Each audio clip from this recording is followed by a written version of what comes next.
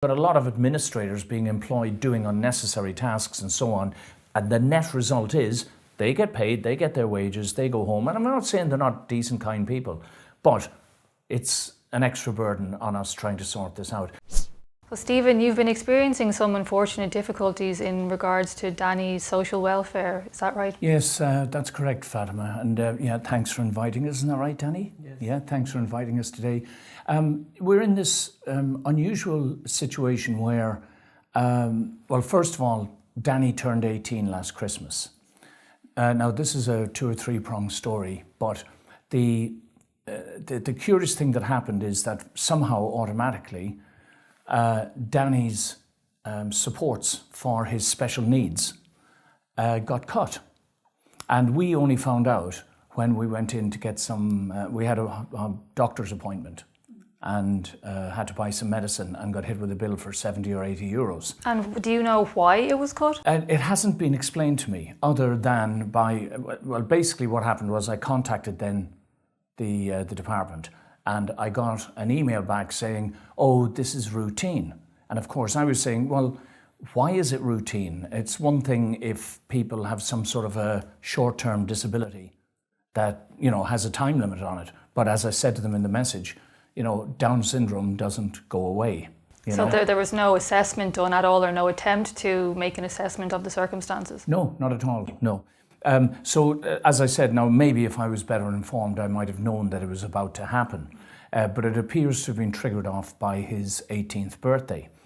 But the difficulties we've had since were that I followed up with emails to the department and they seemed to be being helpful. And they said, oh yeah, well, Stephen, all you have to do is go into Danny's account online and update it, you see. And of course, I asked them again, well, why do we need to do this? Because Down syndrome is a lifelong condition. You know, I mean, why are we having these unnecessary procedures and protocols interrupting what was otherwise a crucial support for a special needs child? And this also had a knock-on effect on my wife's carer's allowance as well. You see, they were intertwined. So I went into the website and I started filling out some forms, hit enter, and it said, account cancelled. This was the screenshot I sent over to you earlier to show you this was happening.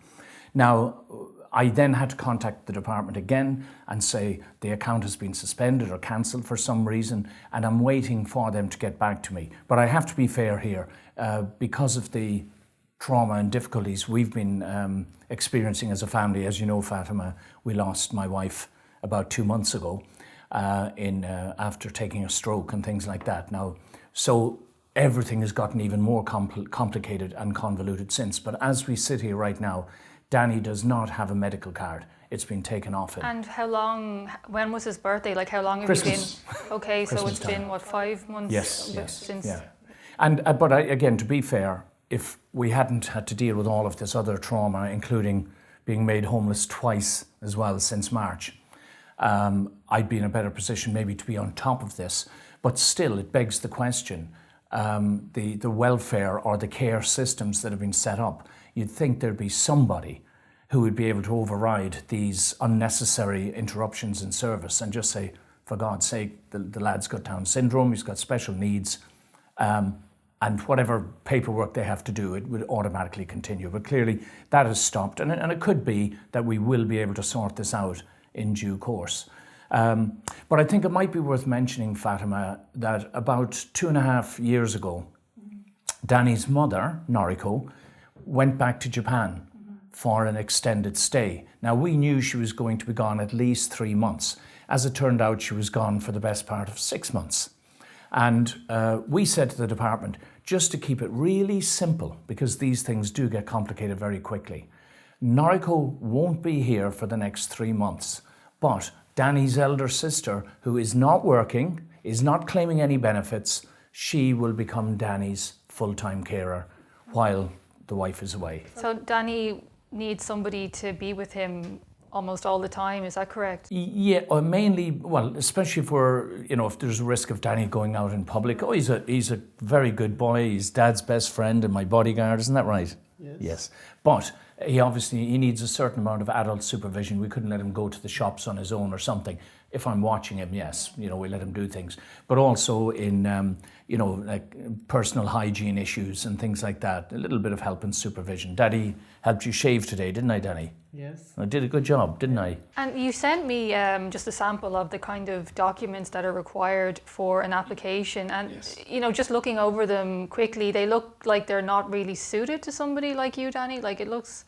there's no specific forms for someone like Danny or suited to him. Well, there are, but what they tend to do, they generate these sort of generic forms that have multiple different sections, and you don't need to do it in this case, and you do need to do it in another.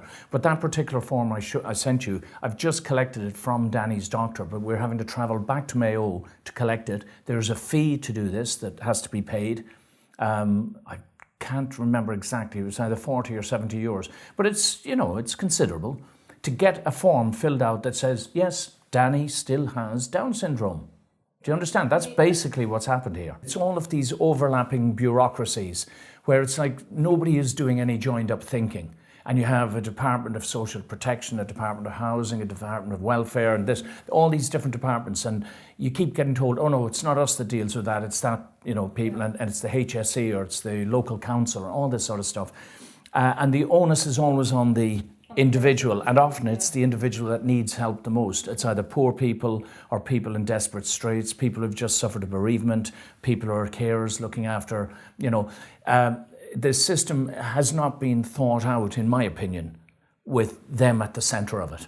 Right, it's very robotic, it's not really human. And it multiplies bureaucracy unnecessary. So you've got a lot of administrators being employed doing unnecessary tasks and so on.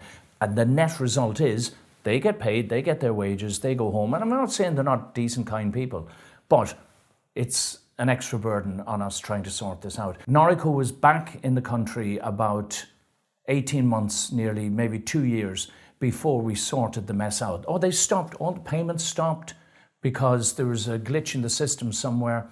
And we said, look, this is really simple. Just pay the carer's allowance to the eldest daughter because she's in the house, she's looking after that. And the minute Noriko comes back, we will tell you and just change it back to Noriko. It would have been that simple. You mentioned that your wife tragically passed away. Yes, Fatima, yeah. And she would have been the one receiving the carer's... The carer's allowance, yes. Do you mind me asking, are you in receipt of that now, that she's not here anymore? I've been told I will be. But again, I'm not, I have to be fair. If I had a sufficient time and space to organise myself, I've literally, after we leave here this evening, I'll be filling out the rest of those forms. But again, they're quite onerous. You have to get bank account statements, you have to get proofs of this, proofs of that, proofs of where you're living. That's the big problem we have right now, because we've just been told, on Monday we have to be out of this address as well, where we are at the moment. Luckily, I've got my mailing address has remained the same, even though we physically aren't there anymore. So as it stands, Danny's not receiving any support from the state at all, is it? It's his medical card mainly at the moment, and my status. So they're asking me, are you employed? And I said, well, no, other than looking after my son. Now I'm busy, as you know, I do a lot of voluntary work and things like that. But we have to hope. And there are some, I must say, some of the people we've been dealing with have been, you can sense it, they're decent, they're empathetic, they identify with the difficulties, and especially when we explained that Danny's mother had passed away, you could see it triggered in some of them an urge to try and facilitate, and immediately the forms were coming to us and everything. It's really the system that I'd have a difficulty with, and the issue of if you do cross swords with one of these bureaucrats or civil servants, and they choose not to be helpful, it can have ramifications that extend way beyond whatever incident might trigger it off. And unfortunately, we've been the victims of that too a couple of times, when I've been insistent and said, will you give us what we're entitled to, or hurry up and sort this out. And then it's all the cooperation gets switched off, and you can't beat City Hall, as they say.